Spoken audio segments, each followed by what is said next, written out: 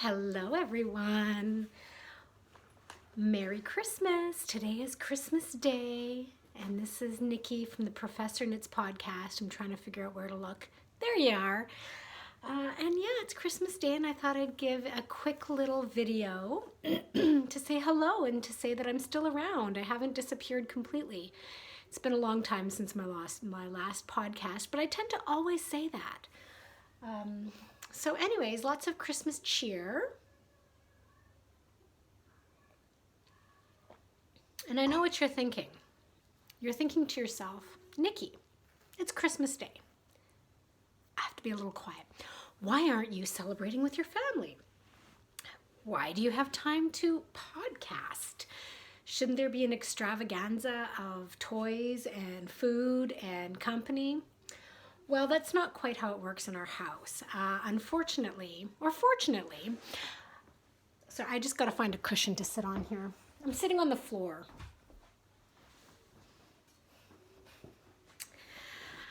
So the reason, as I give you the big boob shot, the reason is my husband works for the Catholic Church. And so as you can imagine, Easter and Christmas are the two busiest times of the year. And so my husband works Christmas Eve and Christmas Day. He leaves home at about noon on Christmas Eve. He doesn't get home till 1. He got home about an hour ago on Christmas Day because he has to do so many masses. And of course I'm not married to a priest, right? But my husband's in charge of all the music for the entire cathedral here in Knoxville. And so in a 24-hour period, he has like 10 masses that he's responsible for. So he doesn't even come home Christmas Eve. He just rents a hotel room next door to the cathedral and then comes home, and then now he's taking a nap. So we have the kids convinced, they're just young enough, that we've been doing this for a couple of years now, that today is Christmas Eve and Santa's coming tonight, and that tomorrow is Christmas Day. And Oscar, I think he's kind of wondering about this. This is probably the last year we're going to be able to get away with this with him. So next year we might have to have him in on it, or hopefully my husband will be able to slow down a little bit. It's the cathedral is a fairly new one. It was only built a couple years ago, and it keeps getting bigger and more elaborate, and the bishop is really, wants a lot out of my husband, who keeps delivering every time, which means they want more the next year, and he keeps delivering. So it's gotten to the point where Christmas and Easter are pretty quiet around my house because I'm by myself most of the time. So Glenn is napping right now. The kids are with him, but I think they're watching TV while he sleeps. They've missed him a lot, as you can imagine. So I thought, I'll sneak in a little finished object podcast. So I have 4 finished objects I'm going to show you. One has already been frogged. So I'll just show you a picture of it here. Magic ding! And it is the hybrid knitting hat by Stephen West. I loved the pattern, and I loved the yarn that I knitted it with. But the reason why I frogged it is because near the end, I realized I had knit it, first of all, on size 9 needles, and it was way too big and loose. And second of all, and I should have known this from the very beginning, it just is not a shape I'll ever wear. I've got a teeny tiny head, right? Like I've got a little peanut head. So hats tend to always be too big and weird on me. If I get a good hat, I stick with it. A good hat shape, I stick with it. And this is not a good hat shape for me. My head is too small, and then if you add in the fact that the needles were too big, and that was my mistake, it just was an unwearable hat for me. And because I had knitted it, sorry, I'm looking around on the floor here, with La Bien-Aimée, which is yarn I had picked up when I went to meet Stephen West in the Aran weight. This is the Pêche Mignon colorway, and I did strand it with some baby Suri alpaca, not mohair, It was a pretty expensive hat, right? This ball of yarn, 100 grams, this is all that's left, was $34. And then you have to add on another $25 skein of Surrey alpaca. I'm gonna knit something I'm gonna wear. So even though the yarn is gorgeous, I understand why it's so expensive. And the pattern was fun and easy and interesting. I had to frog it because there was no way I was going to give that away. I want a hat in this yarn. Oh, here it is, balled up, frogged, right? You see the halo effect. So I want a hat in this for myself because I just love the combination so much. So I frogged it. But I do have proof that I knitted it, and I highly recommend the pattern and the yarn. It's just didn't work out for me this time. So that's my first finished object, and I'm going to cast on a new hat soon. But it's really warm here in Knoxville. It's like yesterday and today, I've been at the park every day in a t-shirt with the dog and the kids. That's how warm it is. So I don't really feel inspired to knit a hat right now, but I will this winter for sure. Hey, it's 2 in the afternoon on Christmas Day, Christmas Eve.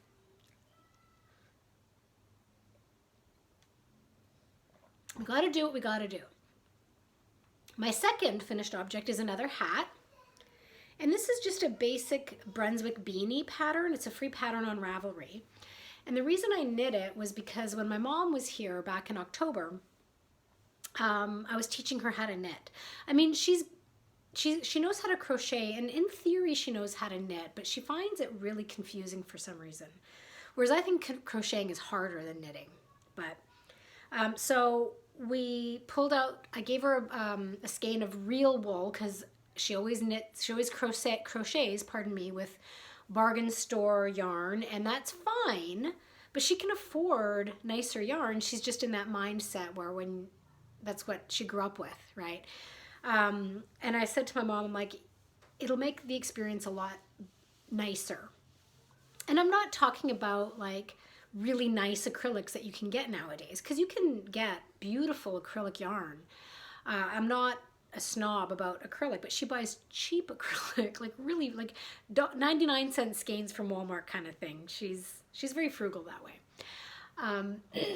So I convinced her to use real wool that I had dyed up, one of my skeins, and was teaching her how to knit, and we decided we'd start with a hat because contrary to popular belief, I think a hat is a good start. Knitting in the round is easy when it's just stockinette stitch. And it's instant gratification. Don't start with a scarf, right? You'll hate it. So it's the Brunswick beanie. She knit one and I knit one. And I was knitting this for my husband, but it turned out to be a little too small for him, so I'll just wear it. And this is my non-superwash worsted weight, 100% merino worsted weight non-superwash wool. So it's got a beautiful stitch definition. And I believe I'd called this my Gaia colorway, but it was a bit of not a one of a kind. I had dyed up 3 skeins, but they're all gone now. I'd sold them, and I'd sold 2 over the last little bit, and this was the last one. And I don't remember. This was when I just first started dyeing yarn, and I don't remember what I did, and I just love it. So I assume there's a lot of greens and yellows making blues, because that's kind of where we all start. So yeah, I love it. Brunswick beanie, I highly recommend it. My mom's turned out really good. She's a very loose knitter, and it turned out beautiful. But this will sort of be my go-to hat for walking the dog, something that is very, I'm not going to be overly precious with it because it's, it was sort of something that I did for fun with my mom. Even though my intention was there to knit this for my husband, I still technically haven't knit him anything. I started knitting him the Jones cardigan about 5 years ago, and I still haven't finished it. It has no sleeves. So I feel kind of weird, like I still haven't knit anything for my husband. And he did try it on, and he's told me he loved the yarn, because he's kind of he's a very conservative black, gray, blue dresser. Like, he would never put on any sort of pastel color, even in the summertime, which is weird for the South, but he's not Southern. So he liked the color and he said he would wear it, but then it's a little too tight on him. So I'll wear it. So the Brunswick beanie, knit in Medusa yarn and fiber, non-superwash worsted weight. So 2 hats, and now I have 2 shawls to show you. Now these you've never seen before, so if you're thinking about previous works in progress that I've had on the needles, this isn't it. I've started and completed both of these shawls in the last 6 weeks. And they're both by Helen Stewart. The first one is the Sunset Skies shawl, which is part of her Shawl Society 4. And if you look at the project pictures on Ravelry, it's a very summery looking shawl. She's got lots of beachy colors. There's 5 or 6 different colors with sort of a sand theme and some pastels. And I just knew, first of all, that wasn't my style. I'm a little bit more conservative. If I'm going to go with color, it's going to be 1 or 2 colors. It's not going to be 5 or 6. And so I decided to knit it just in a 2-tone colorway, gray and gray, light gray, dark gray. And this is actually a gift from my husband's assistant. And I meant to give it to her yesterday, but I forgot to send it in with my husband. And so I thought, well, I can show it in the podcast today. So it's a beautiful, beautiful pattern. Lots of short row shaping, which is something I really like. And this is just a regular wrap and turn short row. It's not a German short row, but I'll forgive her. With shawls, it's a little different. And I just really enjoyed it. A beautiful picot bind off that I did in the contrasting color. And I think my husband's, she's not his assistant, but she basically does half of the work for him, all as kind of like a volunteer. But she's just an amazing person. She adores our kids, and she works very hard for my husband, for the church, for the community. And so she's knit worthy. And this is the only Christmas gift I've knitted this year. And I'll talk about that at the end of the podcast, what my plans are. And the yarn is my own yarn, of course, Medusa yarn and fiber in 2 different gray and dark gray. And it's my MCN base. So it's very soft because of that cashmere. It's the Olympians base with the MCN. And so it's merino cashmere nylon. And that's quickly becoming my favorite base, I think, for anything. So I'm going to give it to her, I guess, tomorrow. My Christmas day, tomorrow.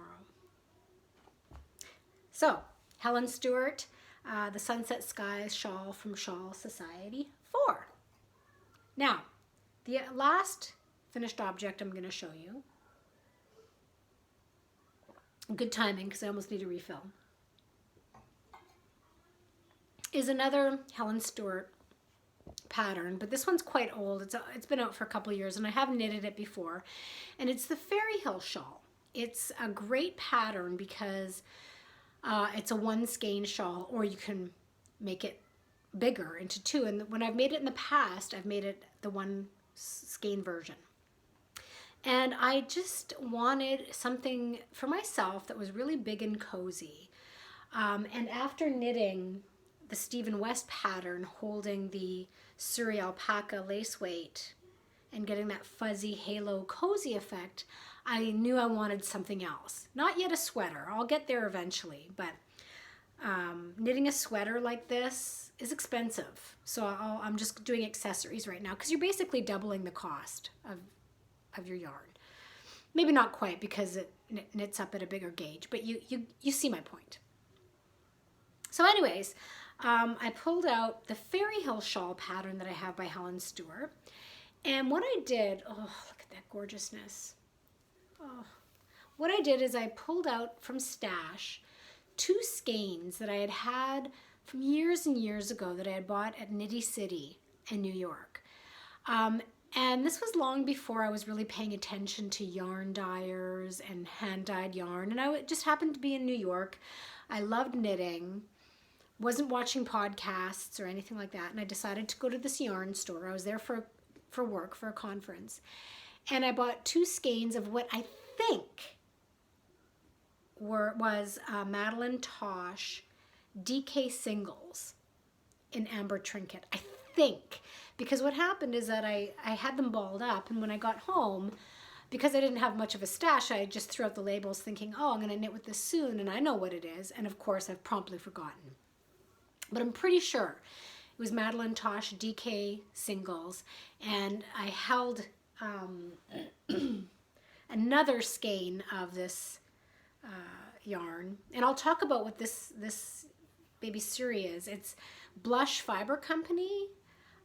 So it's not what Stephen West recommends. I did the La Bien-Aimée for the main yarn, but the baby Suri or baby alpaca was from Blush Fiber Company. She did a pop-up trunk show at Loopville. She wasn't there, the dyer wasn't there, but her yarn was there.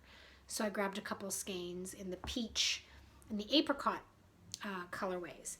And so one of them, I think it was the apricot, I held with this DK yarn, and it just has given me the most scrumptious, exactly what I wanted.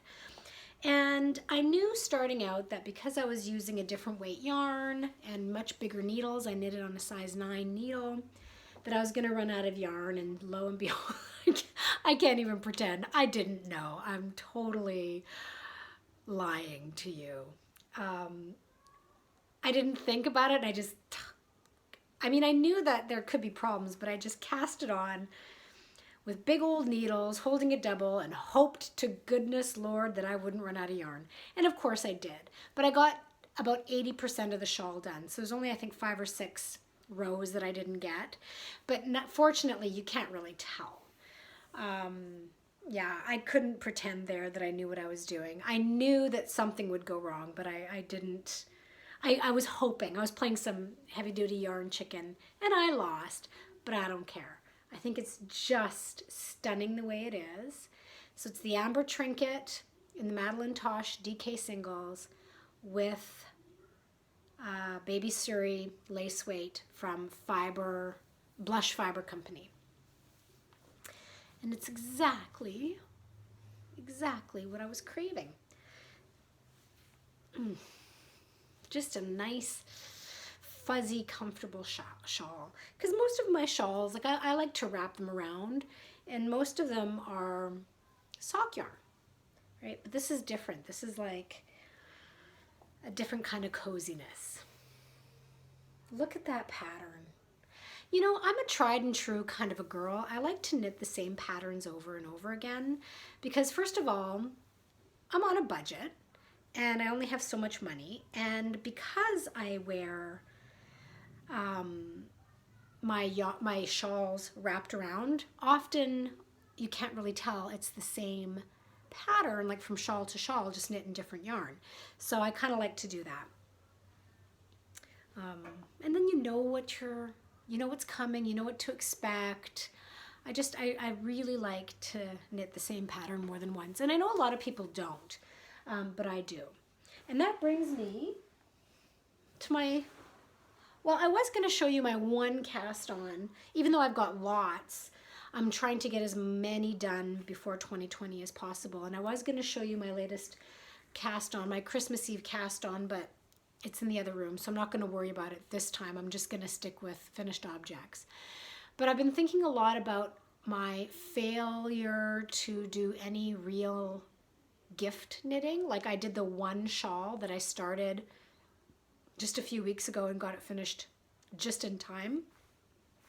And I think what I'm going to do for 2020 is I'm going to use an actual knitting journal for my Christmas knitting and start in January, and every month have one project, gift knitting, that I start. Because I don't have 12 people I would knit for. That's excessive, but I could probably come up with 12 people. But the people that I'm thinking of that I'd really like to knit something for, I never do. So if I just pick a month, like my best friend, for example, her birthday's in February. So maybe if I knit her not a birthday gift in February, but her Christmas gift in February when I'm thinking about her anyway, then it'll be ready next year. Or some colleagues, or just have a bunch of stuff knit up that can be a gift at the drop of a hat. Like if I meet somebody that I absolutely adore in June and by Christmas we're besties, you know, I can give him or her or whatever a gift. So I'm just trying to think a little bit more ahead. I know a lot of people are really good about knitting Christmas gifts in November and December, but I'm not. I get too busy. And so that's just what I've been thinking. And I don't mean planning it on Ravelry either, because I'm not a big tech person. I'd rather write something out. So I think what I'm going to do is get myself a nice little interactive notebook and create it as my Christmas knitting 2020, and only plan out and execute and put pictures of Christmas knitting. Yeah, we'll see if I actually follow through with that. World's biggest procrastinator or non-follow through kind of a person here. All right. Time for a refill. Time to wake up the husband and the kids and get our Christmas Eve started. And yeah, I wish you all a very, very happy holiday. Whatever you celebrate, I wish you all the best. And I will see you for sure. If not before, I'll see you in 2020. Merry Christmas.